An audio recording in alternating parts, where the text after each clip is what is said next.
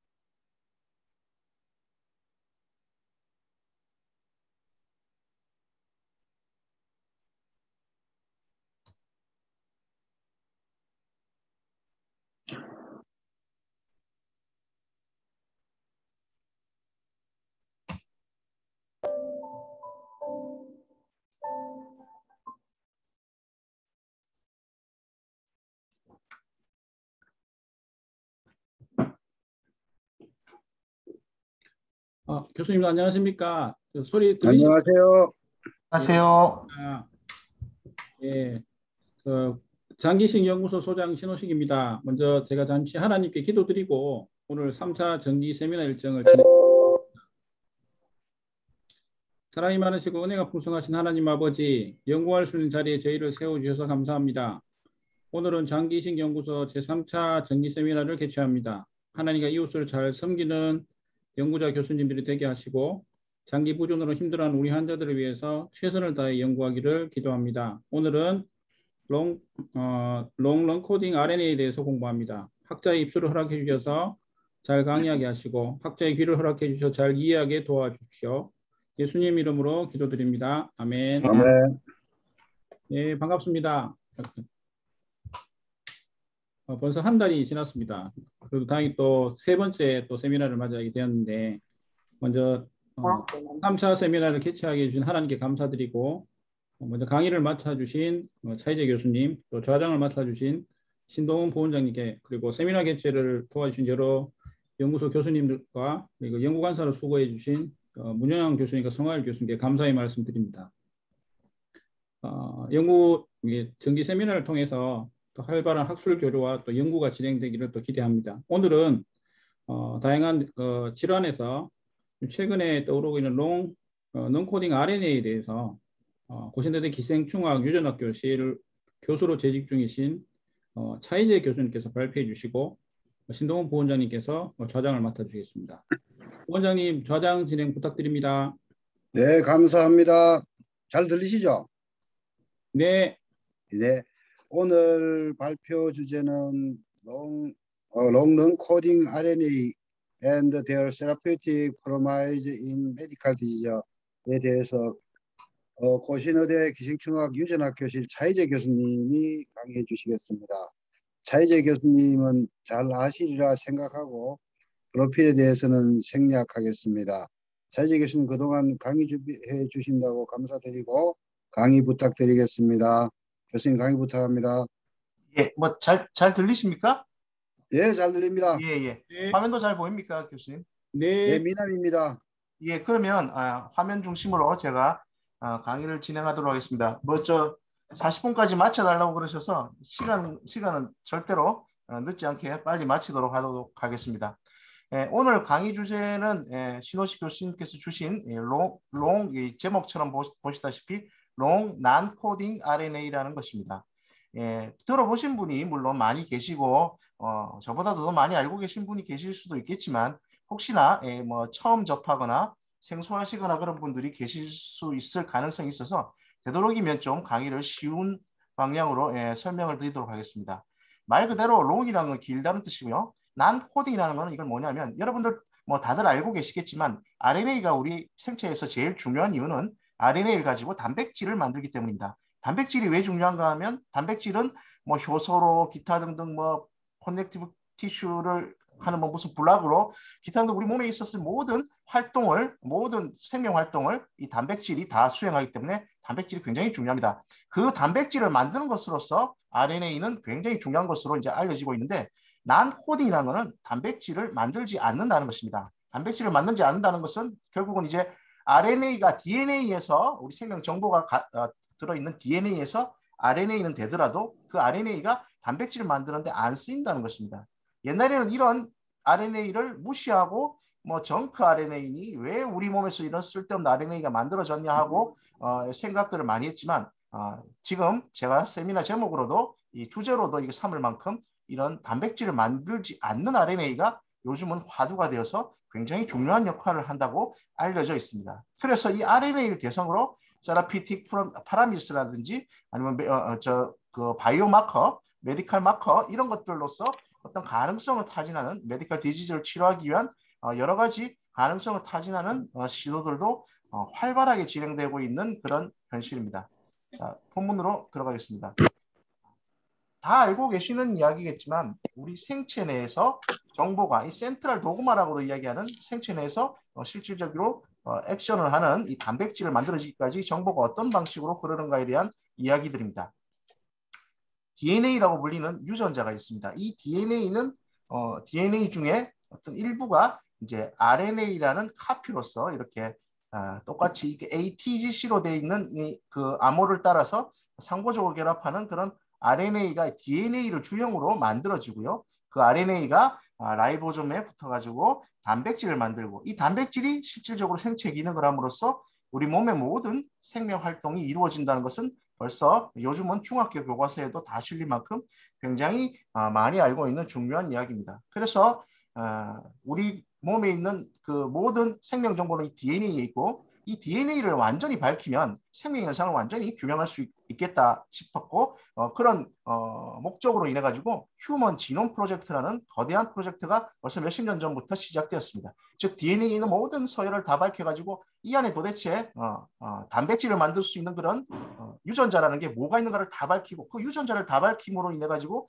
생명 현상을 완전히 이해하고 거기에 따른 치료책이라든지 뭐 질병의 치료책이라든지 이런 것들을 개발하고자 해서 이런 프로젝트가 시작되었습니다.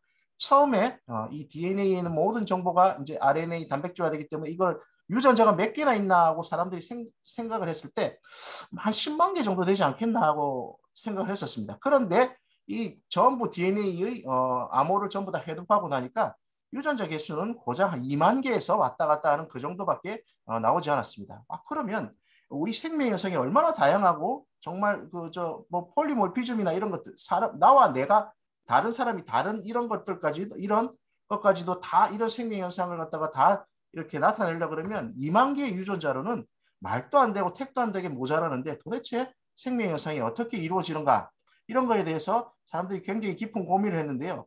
결국은 만들어지는 유전자가 중요하지만 이 유전자가 하나가 단독으로 하나의 생명 현상을 결정하는 것이 아니라 여러 가지가 한데 모여서 패턴으로 생명 현상을 규명을 하고 어떤 질병 뭐이라든지 모든 것들하고 관계가 있게 되고요.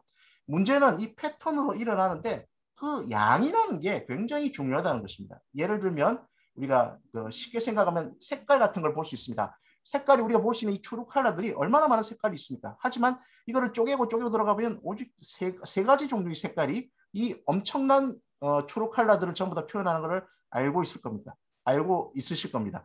그러면 과연 이 세 가지밖에 없는 색깔로 이 추루 컬러를 표현할 수 있는 방법이 무엇입니까? 이것들이 섞일 때 얼마나 많은 빨강이 얼마나 들어가고 노랑이 얼마나 들어가고 뭐 파랑이 얼마나 들어가는가에 따라서 색깔은 천차만별하게 그레디언트하게 엄청나게 많은 종류의 색깔을 표현하게 됩니다. 유전자도 마찬가지인 겁니다.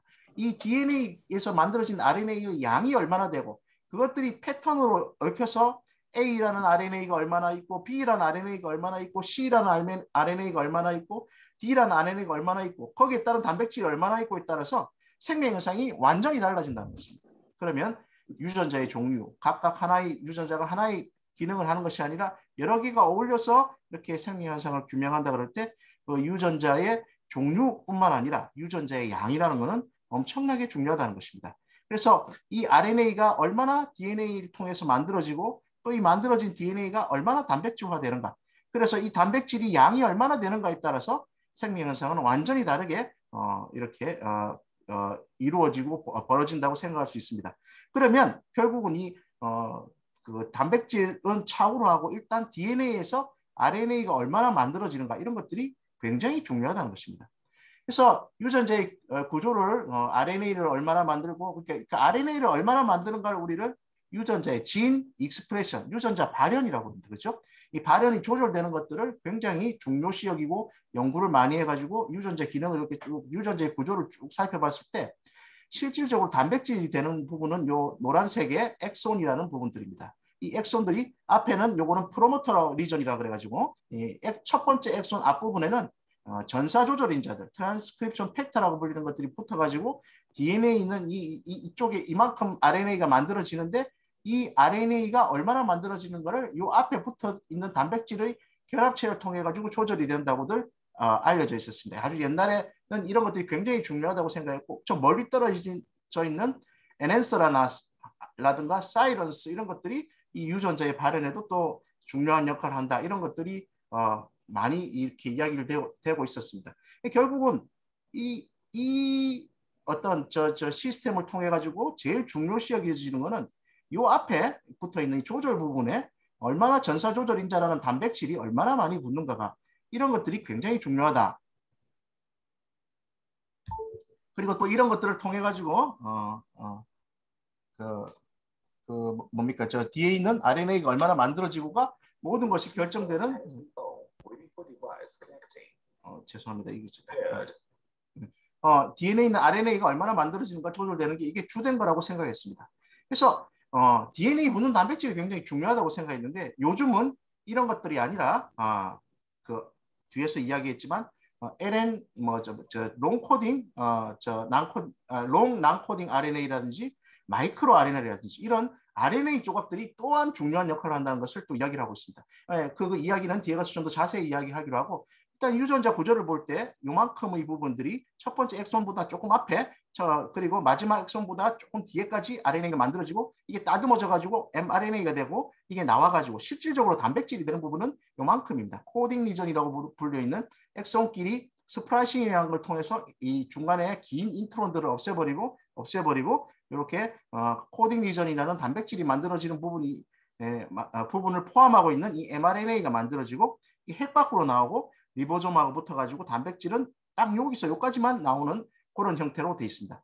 그러면 이 유전자에서 이만큼의 RNA가 만들어지고 실질적으로 코딩 리전이라고 불리는 단백질이 만들어지는 부분은 여기서 여기까지밖에 안 되고, 이 나머지들은 어떻게 보면 쓸데없어 보이는 이 인트론을 비롯해가지고 앞에 있는 리더 부분이라든지 테일러 부분 이런 것들은 실질적으로 단백질을 만드는 데 사용되는 RNA지만 전혀 단백질을 만드는 데 사용되지 않는다고 생각할 수 있습니다. 그래서 이런 단백질화되지 않는 모든 부분들을 처음에는 non-coding RNA의 대표적인 것으로 생각됐는데, 문제는 코딩 리전을 포함하지 않는 RNA들도 실질적으로 DNA에서 뺏겨져 가지고 RNA가 된다는 것입니다. 뭐 리보조마 RNA처럼 그런 대표적인 RNA도 그렇겠지만 그거 아닌 많은 RNA들이 DNA를 주용으로 나오는데, 얘들이 실질적으로는 코딩 리전도 포함하지 않고 단백질하고 만드는 거고 무관한 것들이 굉장히 많다는 것입니다.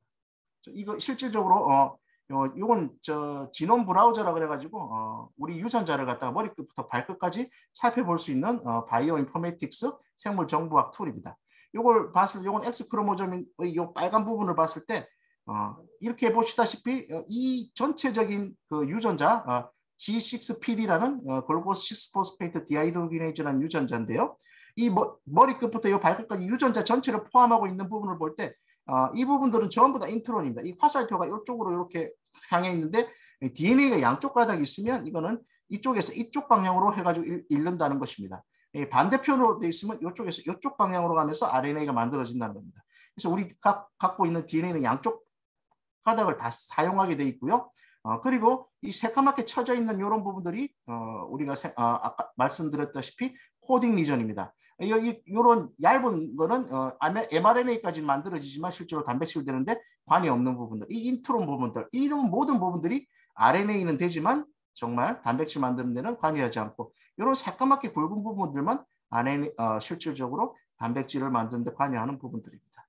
유전자의 모습을 아까도 말씀드렸다시피 다시 한번 설명드리면, 자, 여기는 프로모터 리전이라고 말씀드렸죠. 첫 번째 엑손 앞에 있는 부분들입니다. 이 부분에 뭐가 붙는가에 따라서 DNA는 RNA가 얼마나 많이 만들어지는가가 조절되고, 그것이 여태까지는 굉장히 중요한 역할을 한다고 말씀을 드린 적이 있습니다. 그런데 이 유전자 같은 경우에는 DNA 두 가닥 중에 이 가닥만 사용한다는 것입니다. 그리고 이 다른 가닥은 또 이런 똑같은 부분의 프로모터 리전을 가지고 다른 유전자가 발현되는데 또 사용된다는 겁니다. 이 유전자고 이 유전자는 완전히 다른 유전자가 되는 것이 보통이고요. 이런 경우에는 하나의 유전자가 엑손 1부터 4까지 쭉 다 있고, 여기서부터 이제 RNA가 이렇게 쭉 만들어진다 그러면 반대 방향으로 갈 때 또 전혀 다른 진 B하고 진 C가 나온다는 겁니다. 즉 DNA 양가닥 중에 어떤 가닥을 쓰는가에 따라서 양쪽을 다 사용한다고 이렇게 말씀드릴 수 있는 건데요.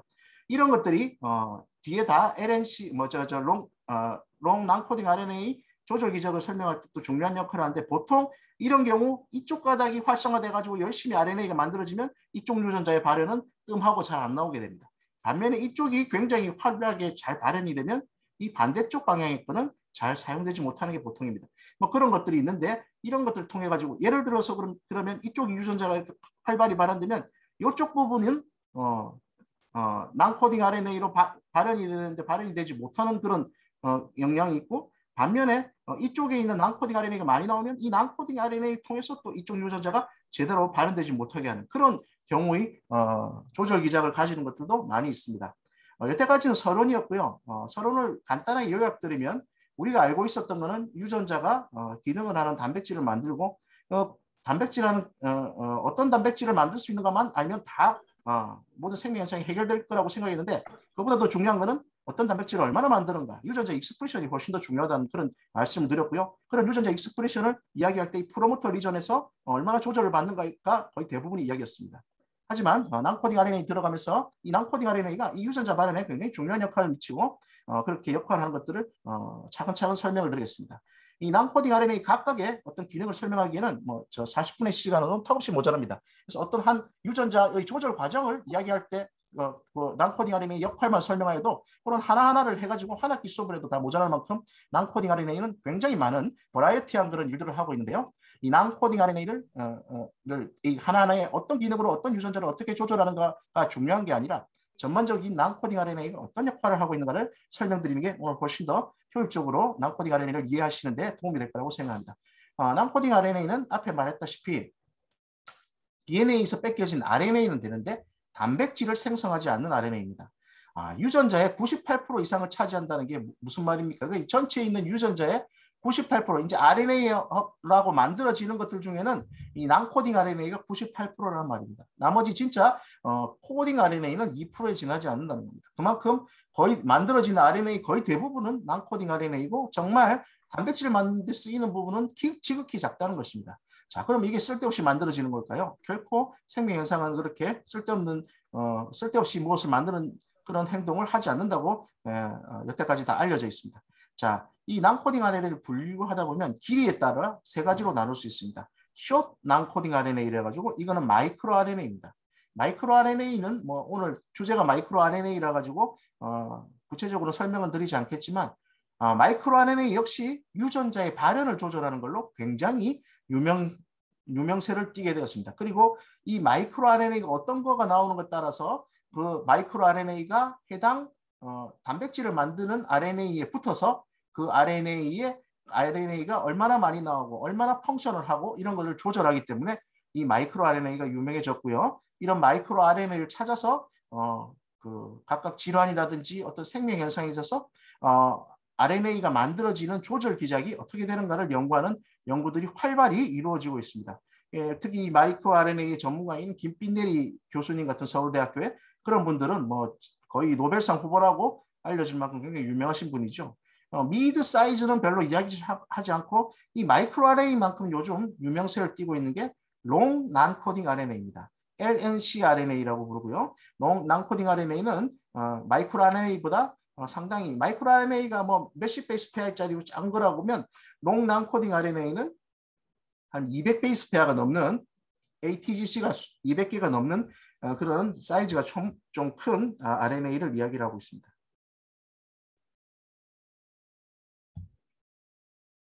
자, 이제 난코딩 RNA의 기능에 대해 가지고 여러 리뷰를 제가 종합을 해가지고 몇 가지를 설명을 드릴 건데 이 롱 난코딩 RNA는 앞에 설명드렸다시피 단백질을 생산하지 않는 RNA인데 200 뉴클리오타이드 보다 좀 더 긴 RNA를 갖다가 롱 난코딩 LNC RNA라고 부릅니다. 자, 이 RNA가 중요한 거는 시스나 트랜스로 전사가 뭡니까? 이게 DNA에서 RNA가 만들어지는 겁니다. 즉 뭡니까? 아까도 설명드렸다시피 진 익스프레션, 얼마나 많은 RNA를 만드는가, 얼마나 많은 RNA가 만드는가는 즉 얼마나 많은 그 RNA를 통해서 단백질을 만드는가를 결정하게 되고 그것들이 우리 생명 현상을 이루는데 단백질의 양이라는 것은 굉장히 중요하다. 진 익스프레션이라는 것은 굉장히 중요하다고 말씀드렸습니다. 그래서 결국은 시스나 트랜스로 전사를 조정하고 유전자를 활성화시키고 비활성화시키고 이런 것들을 이 LNC RNA가 수행을 합니다.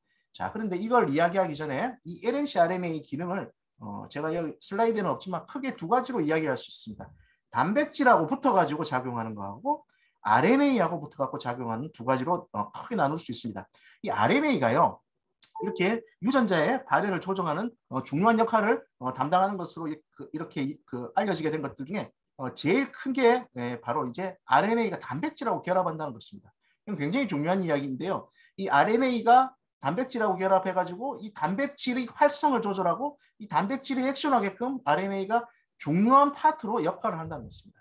이 RNA하고 결합하는 단백질을 우리는 RNP라고 부릅니다. RNP라고 부르는데 프로틴 중에 RNA하고 우리 스플라이소점 같은 거 그런 거 텔로머레이즈 이런 것도 전부 다 RNA하고 저 단백질이 결합합니다. 이 단백질 속에는 핵산하고 결합할 수 RNA의 가닥들을 실질적으로 단백질 안에 품고 있습니다. 그래서 이 RNA하고 붙는가 안 붙는가에 따라서 굉장히 중요한 역할을 하고요. 이 LNC RNA뿐만 아니라 일반적으로 사용되는 RNA도 단백질하고 결합해가지고 엄청난 일을 합니다. 그래서 요즘은 이제 실험 중에서도 이 RNA하고 어떤 단백질이 붙는가를 조사하는 걸 밝히는 그런 실험 키트들 그런 걸 통해 가지고 RNA 기능을 연구하는 그런 연구들도 활발히 진행되고 있습니다. 먼저 여기서 저 제시된 시스나 혹은 트랜스로 LNC RNA가 저 유전자 발현을 조절하는 것을 간단하게 설명을 드리겠습니다.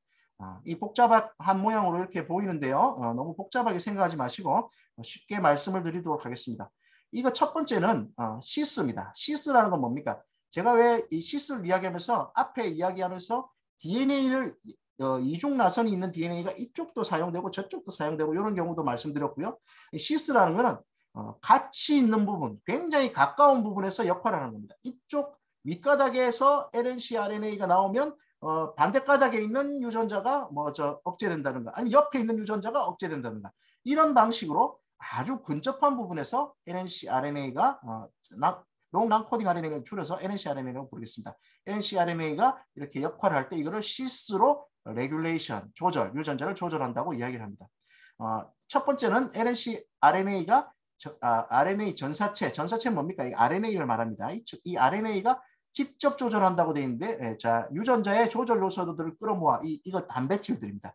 이 단백질들을 끌어모아 가지고 그들의 기능을 NNC RNA가 조절해 가지고 궁극적으로 하는 게 뭐냐면 염색체를 활성화, 불활성화라고 이야기하고 있습니다. 자, 이거 이야기하면서 이제 XIST라는 뭐 이런 유전자가 나오는데요. 이거는 여러분들 다 아시겠지만 X 크로모점 이넥티베이션에 굉장히 중요한 역할을 하는 겁니다. X 크로모점 이넥티베이션은 뭐 제가 유전학 할 때 항상 굉장히 중요하게 이야기하는 염색체가 주어져 있는데요. X하고 Y 빼놓고는 전부 엄마한테서 받은 염색체 하나, 아빠한테서 받은 염색체 하나 두 가지가 이렇게 존재합니다. 그래서 우리 몸에는 엄마한테서 받은 거 두 개가 다 있어야지 우리 몸에는 모든 현상들이 제대로 돌아가게 되어 있습니다. 하지만 성염색체 같은 경우는 예외입니다. 왜요? 아빠는 X가 하나밖에 없고 다른 거는 Y로 채워져 있고요. 엄마는 X가 두 개 있기 때문에 그렇습니다. 만약에 이게 X가 두 개가 안 있으면 다른 그 상염색체, 오토좀이라고 부른 것처럼 똑같이 문제가 생긴다 그러면 그러면 엄마한테는 정상이지만 아빠한테는 여자한테는 정상이지만 남자들은 전부 다 무슨 병이 걸리거나 굉장히 힘들 겁니다. 하지만 이게 X 염색체가 한 개만 있어도 잘 돌아간다는 이유는 여자에 있어서는 X 염색체 하나가 완전히 불활성화돼서 꽁꽁꽁 묶여갖고 창고에 처박힙니다. 바바디라는 바소체라는 이름으로. 남자한테서는 X가 하나 있는 것이 활발하게 작동하는 겁니다. 그래서 X는 다른 상염색체, 오토좀이라고 부르는 거라고 다르게 두 개 중에 한 개만 있어야 정상적으로 작동하게끔 이렇게 되어 있습니다. 여자에 있는 X는 뭐 모든 유전자가 다 그렇진 않지만 거의 대부분 여자에 있는 X는 불활성화돼가지고 유전자가 발현을 기능을 못하게 되어 있습니다. 그래서요, 이 XIST라는 이 유전자는 결국 X 크로모 이넥티베이션을 지키는데 굉장히 중요한 건데요. 여기도 NNC RNA가 관여한다는 게 밝혀졌습니다. 그래서 이 NNC RNA가 XIST NNC RNA가 나오면 얘가 염색체 전체를 불활성화시키는 마커를 갖다 액티베이션 시킨다고 합니다. 자세한 기작 오늘 다 설명할 수 없습니다. 이거 궁금하신 분들은 이것만 가지고 1시간 설명해도 시간이 모자랍니다. 그래서 이런 그 염색체 전체를 갖다가 액티베이션 시키고 인액티베이션 시키고 이런 작용에도 LNC RNA가 작용한다는 거고요. 근데 이거는 바로 붙어 있는 데서 작용하기 때문에 시스라고 분류를 했습니다. 두 번째는 전사 혹은 스프라이싱 과정을 조절한다는 것입니다. 전사는 트랜스크립션 돼가지고 DNA에서 이제 RNA는 얼마나 만드는가를 조절하는 거고요. 스프라이싱은 뭡니까? 스프라이싱은 이 LNC RNA가 또 스프라이싱이 됩니다. 그 엑손 인트론이 있을 때 인트론을 날려버리고 엑손끼리 연결하는 것을 우리 스프라이싱이라고 그러는데 이 LNC RNA는 이 스프라이소좀하고 붙어가지고 또 이렇게 역할을 합니다. 결국 LNC RNA가 그 옆에 있는 유전자 IRN 링크 1319 UPH 이런 LNC RNA들이 결국은 스프라이소점하고 붙어가지고 혹은 단독으로 저 전사인자 옆에 있는 단백질을 만드는 IGFR2 굉장히 유명한 그로스펙터 리셉터죠. IGFR2, 블러스트로, 핸드2 이런 유전자들을 직접적으로 조절한다는 겁니다. 이거는 붙어 있기 때문에 시스라고 이야기했습니다. 자, 그리고 이거는 또 LNCRNA 마지막은 LNCRNA가 그 근처에 위치한 엔핸서 앞에서 말씀드렸다시피 유전자를 발현을 증폭시키고 감소시키고 이런 것들을 하는 것들인데요. 엔핸서와 같은 기능적인 유전자를 조절하고 그 요소가 주변 유전자의 발현을 조절하는 경우입니다. 그 RNA P21, 1536 이런 것들이 전사인자와 함께 작용을 해가지고 이 옆에 있는 단백질이 발현을 조절하는 겁니다. 이렇게 LNCRNA는 요약을 하면 단백질하고 붙어가지고 조절하든가 뭐 직접적으로 아니면 트랜스크립션을 하는 폴리머레이즈에 영향을 미치든가 해가지고 옆에 있는 유전자들을 조절할 때 시스로 주변 유전자를 조절하는 그런 방법이라고 합니다. 이게 다가 아닙니다. 근데 이거 말고도 어마무지하게 많은 역할들을 LNCRNA가 하고 있습니다. 단백질하고 결합하면서 혹은 단독으로 하고 있습니다. 이건 트랜스인데요.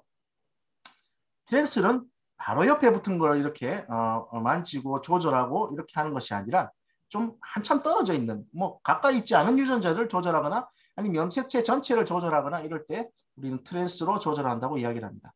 크로마틴 스테이트나 폴리머레이즈 액티비티를 통해서 조절한다. 자, 이거는 LNCRNA 전사체가 염색체를 불활성화시키는 마커들 앞에서도 말씀드렸다시피 옆에 있는 염색체를 불활성화시키는 마커들 를 조절해 가지고 X 크로모즘 이넥티베이션을 수행하고 그걸 CS라고 이야기했는데 멀리 떨어져 있는 염색체를 불활성화시키는 마커들을 유지하거나 폴리머레이즈 액티비티를 조절하거나 이런 경우들을 이거를 트랜스 중에 A번 크로마틴 스테이트나 폴리머레이즈 액티비티를 통해 조절하는 방법이라고 이야기를 합니다.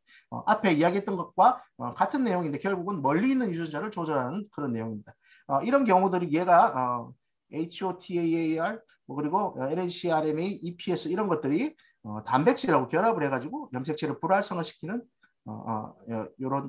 이런 단백질로 결합해서 염색체를 불활성화시키는 마커들을 유지시키거나 폴리머레이즈를 뒤에 있는 여기에 있는 단백질을 코딩하는 유전자에서 붙어서 작용하는 폴리머레이즈를 블락하거나 그렇게 이야기를 합니다.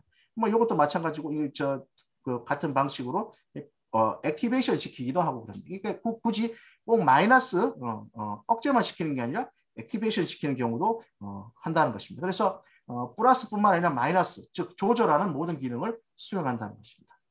두 번째는 앞에서 이야기했던 것들은 멀리 있는 유전자를 이렇게 조절하는 경우고요. 두 번째는 이제 세포 핵의 구조에 영향을 미치는 그런 영향을 하는 겁니다. 이거는 단순한 어떤 어떻게 보면 그 유전자의 발현 조절이라기보다 이 LNCRNA가 결국 FIRR이라는 이 LNCRNA는 상염색체, 오토종들하고 X염색체라고 사이에 연결고리를 통해 가지고 이 X염색체의 발현을 조절하는 그런 역할을 하고요. 그리고 파라페클이라든지 페클에 이런 작용을 하는 경우가 있습니다. 이게 이 유전자, LNCRNA, NIT1, 말라트1, 파이어 이런 것들은 이렇게 상염색체와 X염색체를 연결해가지고 조절하는 경우, 또는 페클 혹은 스페클, 이게 파라페클, 스페클 이게 무슨 뜻인가 하면 우리 핵을 모양을 이렇게 보시면 알 건데요. 요즘 핵점이라고들 이야기하는데 이게 굉장히 좀 핫 이슈로 많이 떠오르고 있습니다. 이 핵에서 뭐가 만들어집니까? RNA가 뉴클 올로스로 핵인입니다. 핵인이고 이게 핵막이고요. 결국은 RNA가 만들어져서 밖에 나가는데 이런 점 모양의 것들의 이런 스팟들이 발견돼 가지고 이런 것들을 연구를 해봤더니 이 안에 뭐가 들어있나 봤더니 이 핵 속에서 DNA가 이제 이렇게 RNA를 만들면 이 빨간 무리에 이런 스프라이싱은 엑손을 끊어내는 그런 엑손끼리 붙이고 인트론을 끊어내는 그런 작용을 하는 단백질인데요. 이런 거 무더기로 있다가 이런데 집중적으로 달려 들어가지고 스프라이싱을 일으키는데 이거를 알터너티브 스프라이싱이라고 그래가지고 엑손 이 두 개를 갖다가 이렇게 하고 이거 끊어내야 되는데 어떤 거는 끊고 어떤 거는 안 끊고 스프라이싱을 다른 방향으로 다른 방식으로 해가지고 여러 가지 모양의 유전자를 창출하는 그런 작용이 일어나는 그런 것들이 있습니다. 이거를 흩었을 때 어떤 일이 일어나는가 이런 것들도 연구하고 그러는데요. 이런데 가가지고 또 뭔가 역할을 한다는 것입니다. 구체적으로 무슨 역할을 하는가 계속 공부도 하고 밝혀져 있는 부분도 있고 안 밝혀져 있는 부분도 있지만 아주 복잡한 역할을 해가지고 전체적인 이런 스프라이싱이 일어난 더미 속에서 그리고 그 오토존 상념 색채하고 섹스 크로모존 성념 색채와의 연결을 통한 어떤 유전자 발현 조절 이런 것들도 이제 세포 핵의 구조에도 영향을 미쳐가지고 그 난코딩한 LNC-RNA가 역할을 한다는 보고들이 있습니다. 제일 마지막 그 트랜스의 예로서는 이제 단백질과 RNA가 상호작용을 조절한다. 그래가지고 예를 들어가지고 LNC-RNA 노라드라든지 이런 것들이 나오면 이런 것들은 단백질하고 결합합니다. 이 RNA가 이 중요한 역할을 하는 이유가 이 단백질을 하고 같이 결합해가지고 이 단백질과 RNA 컴플렉스가 유전자 발현에 중요한 역할을 미친다 그랬는데요. 이런 것들이 가가지고 이제 실질적으로 만들어진 이 유전자 RNA하고 결합을 해가지고 캐핑부터 시작해가지고 이게 단백질을 만드는데 중요한 역할을 하는 거를 분락하기도 하고 이런 식으로 해가지고 결합을 해가지고 RNA와 결합을 해가지고 만들어진 이제 단백질을 만드는 RNA와 결합을 해가지고 이렇게 조절을 하는 그런 경우가 이렇게 있습니다. 이렇게 해가지고 이제 캐핑이라는 거는 결국 단백질을 만드는 라이보솜들이 이제 캡을 인지해가지고 가서 쭉 미끄러져서 이 단백질을 만드는데 실질적으로 이 LNC-RNA하고 단백질의 결합체가 이런 mRNA하고 붙어가지고 이렇게 조절을 하는 작용을 한다는 것을 보여주고 있습니다. 그래서 단백질과 RNA 상호작용을 조절한다는 것, 이거는 또 단백질하고 이렇게 붙어가지고 조절하는 경우고요. 이거는 RNA와 RNA 상호작용을 조절한다 그래가지고 결국 스플라이소즘하고 붙어가지고 이렇게 끊어지고 이 부분이 끊어지고 서큘러한 이런 LNC-RNA가 만들어지면 이게 또 굉장히 중요한 게 뭐로 중요한가 하면 마이크로 RNA하고 바인딩을 합니다. 이 LNC-RNA가 마이크로 RNA를 잡아가지고 이것들을 역할을 못하게 하는데요. 근데 어떤 마이크로 RNA하고 붙게 되면 이게 이 아라고나트라는 이런 마이크로 RNA 67이라고 붙으면 CDR1AS는 다 파괴돼가지고 이것들이 전부 다 노임을 받습니다. 미르7이라고 보는 이 마이크로 RNA들이 7을 노임을 받아가지고 얘들이 활발하게 유전자 조절에 역할을 하고 아닌 경우에는 LNC-RNA가 이거 미르7을 전부 다 잡고 있어가지고 이 미르7이 가가지고 제대로 역할을 못하게끔 막는 그러니까 진짜 이 팔방미인인데요. 이 LNC-RNA는 단백질하고 결합함을 통해서 혹은 또 마이크로 RNA하고 결합함을 통해 가지고 그리고 또 다른 RNA하고 결합함으로 인해 가지고 무궁무진한 일들을 하고 있다는 것입니다.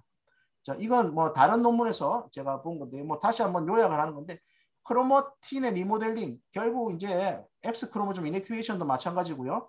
이 크로마틴의 리모델링이라는 굉장히 중요합니다. 활발하게 RNA가 만들어지고 있는 부분들은 이게 크로모점 형태로 꽁꽁꽁꽁 묶여가지고 이제 짐처럼 쌓여 있으면 안 됩니다. 이쪽이 풀려가지고 막 루즈하게 활발하게 RNA를 만들고 그래야 되는데 그런 것들이 안 되고 똘똘똘 뭉쳐가지고 헤테로크로마틴, 유크로마틴 이렇게도 이야기하는데요.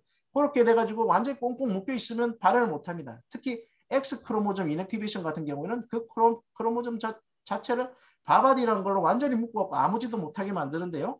그런 걸 하는데 이 LNC-RNA가 직접적인 이 크로마틴의 이거는 유전자 한두 개가 아니라 어떤 염색체 하나를 통째로 조절하는 그런 역할을 이 LNC-RNA가 수행하고 있다는 것입니다.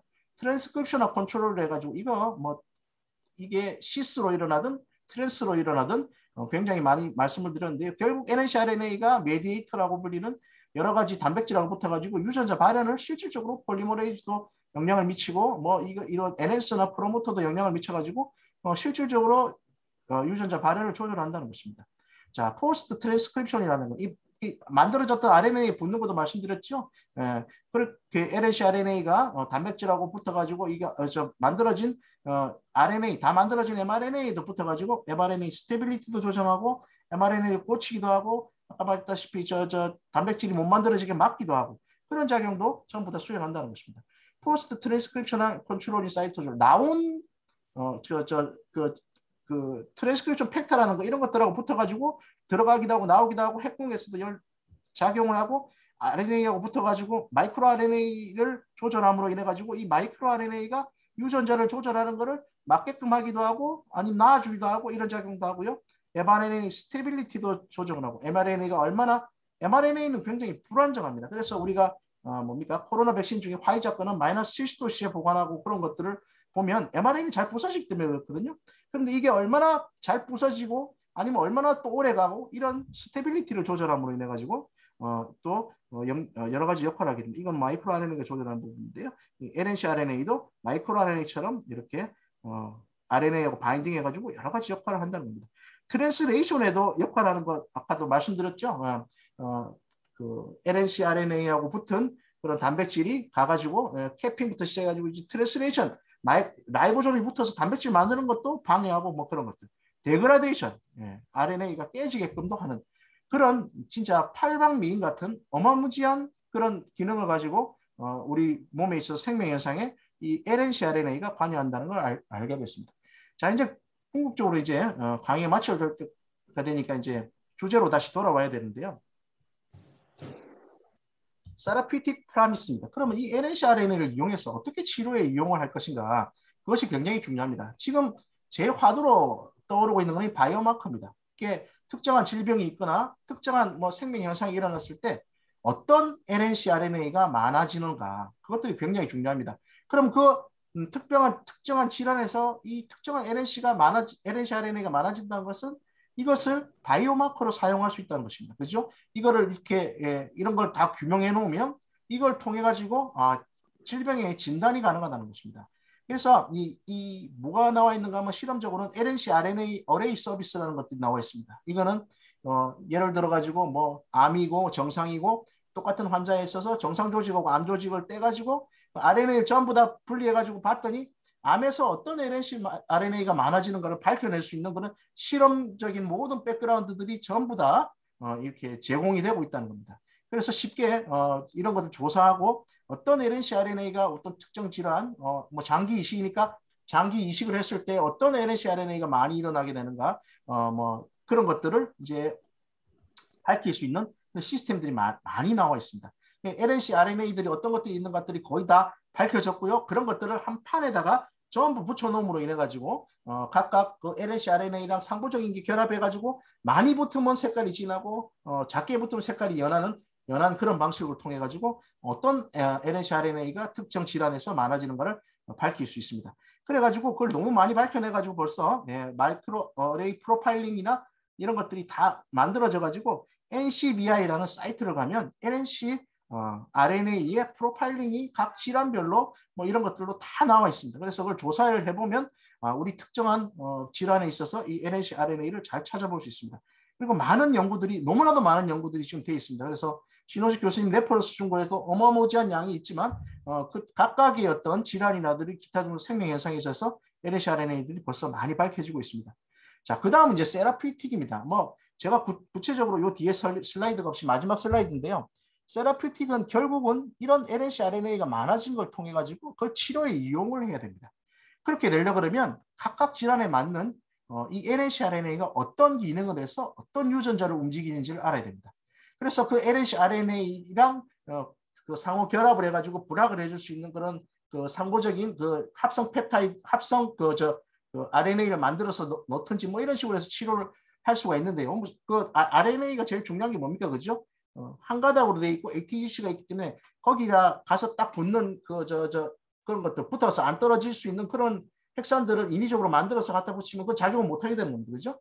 그런 걸 안타이 센스 원리라 그러는데 그런 식으로 해가지고 치료를 할 수 있는데 그거를 하기 위해서는 먼저 이 LNC RNA가 특정 질환에 관여하는 것으로 알려졌을 때 얘가 어떤 단백질하고 붙어서 어떤 작용을 통해서 어떻게 조절하고 거기에서 조절받는 RNA들이 무엇인가를 알아야 됩니다. 그런 거에 대해서는 각자 필드에서 열심히 규명을 해가지고 그런 걸 통해 가지고 결국은 이제 세라피틱한 타겟을 개발하고 좀 더 심화된 연구를 통해 가지고 막을 수 있는 물질을 신약 제제를 개발한다든가 그런 시도들이 이루어져야 할 겁니다. 너무 많은 부분들이라서 각자 부분에서 다 다른 경우이기 때문에 구체적인 설명은 생략하고 오늘 강의는 이걸로 마치도록 하겠습니다.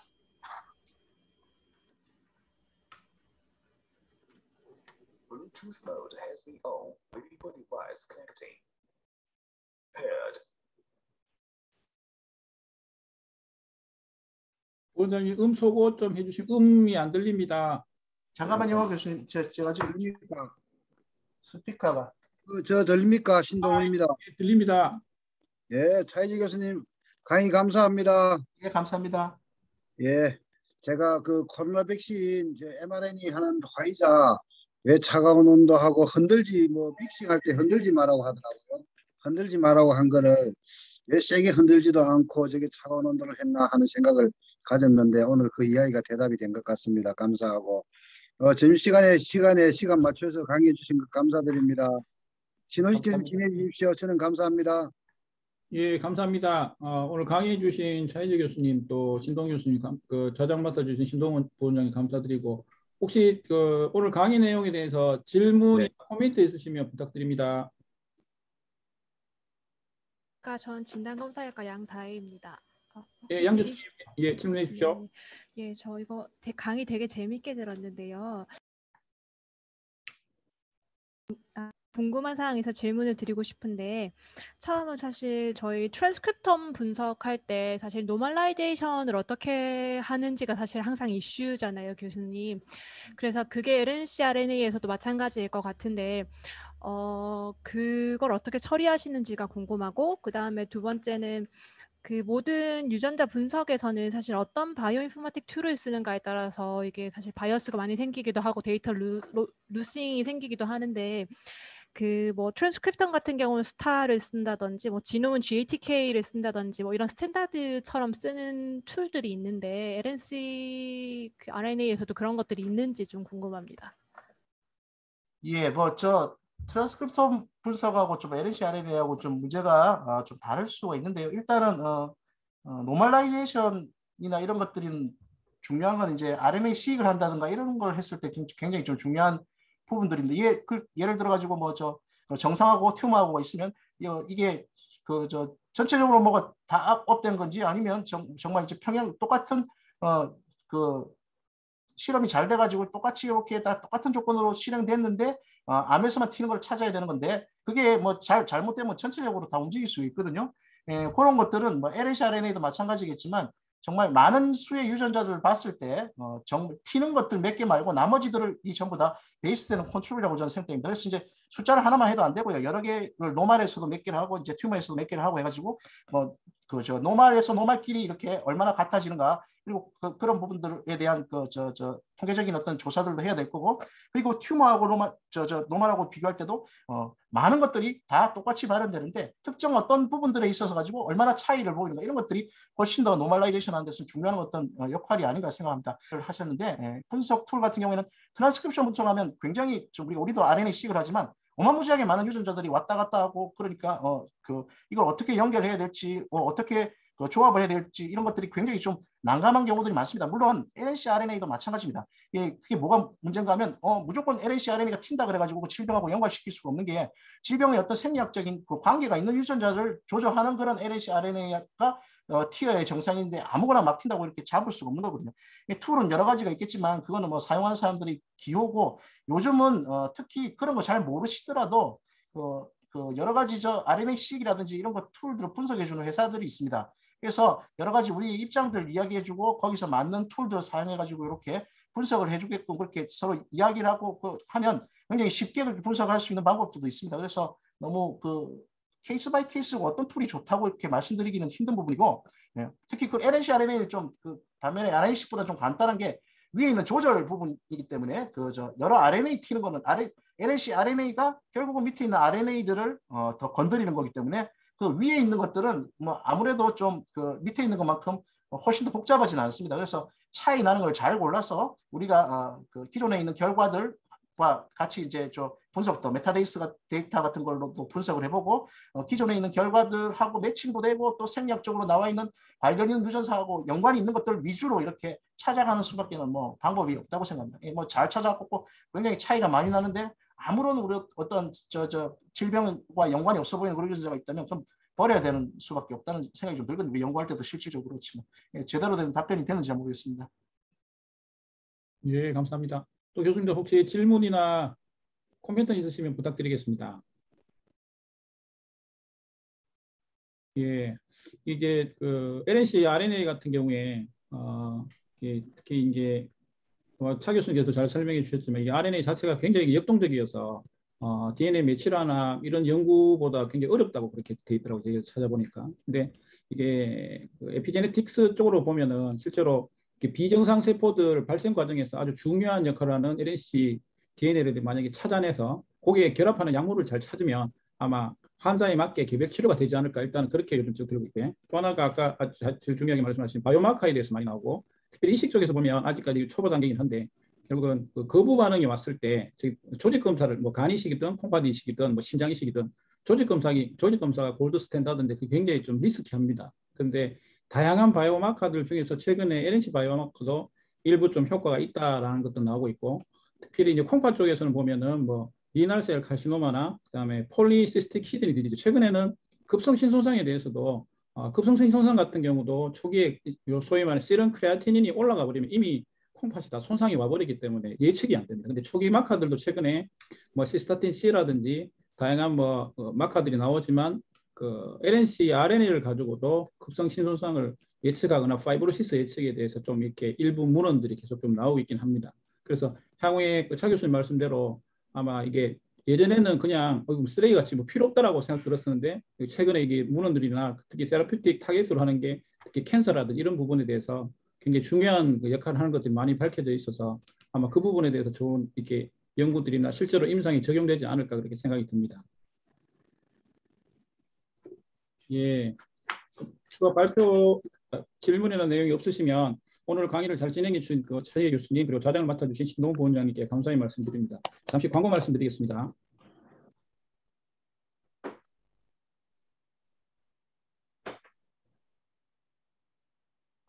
차 교수님, 예, 됐습니다. 네.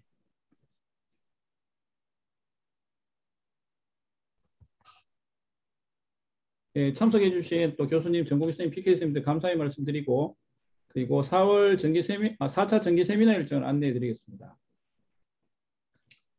10월 14일 목요일 화면은 보이시죠, 교수님들? 네. 예. 제목은 이식 관련된 레시피언트에서 스템셀 세라피 업데이트에 대해서 분자생물학 면역학 교실의 허정훈 교수님께서 강의해 주시고 최인식 전 병원장님께서 좌장을 맡아 주시겠습니다. 그리고 참고로 11월 달에는 스템셀에 이어서 그 외부 서울 소모병원 교수님을 모시고 스템셀 이후 오가노이드에 대해서 연속적으로 좀 강의를 좀 부탁드렸습니다. 그래서 10월 달, 11월 달 이어서 스템셀 관련되는 그리고 장기를 이렇게 만들 수 있는 그런 부분에 대해서 한번 좋은 기회를 준비하였습니다. 꼭 참석해 주실 부탁드렸고 오늘 강의에 참석해 주신 모든 교수님들 여러 선생님들께 감사의 말씀드립니다. 이로써 오늘 3차 정기 세미나를 마치도록 하겠습니다. 감사합니다.